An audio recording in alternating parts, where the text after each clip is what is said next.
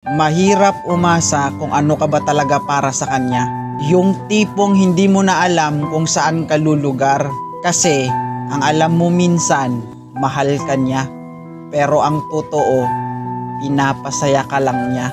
Eto pa, sinabi niya sa'yo na napakaswerte niya dahil nasa tamang tao na siya.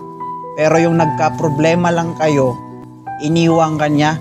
Iniwan ka niya dahil hindi na kayo masaya. Yung tipong may problema kayong dalawa, sa halip na ayusin yung dalawa, ayun, siya nakikipag-ayos at nakikipaglambingan sa iba.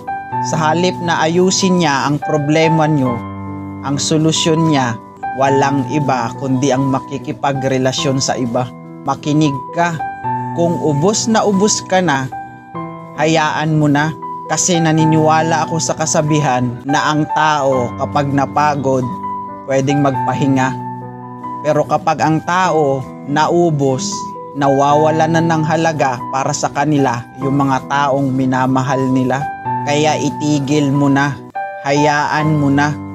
Kung mahal ka talaga ng partner mo, kusa mong mararamdaman yung respeto, pagpapahalaga at higit sa lahat, yung maayos na pagtrato.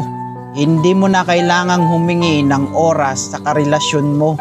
Hindi mo na kailangang makiusap sa mga bagay-bagay na gusto mo na gawin niya para sa'yo.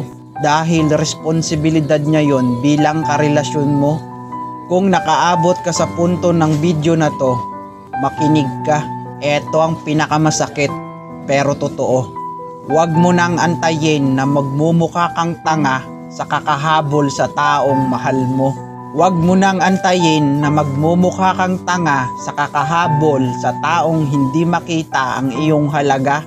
Dahil mas mabuti pang magparaya kaysa magmakaawa.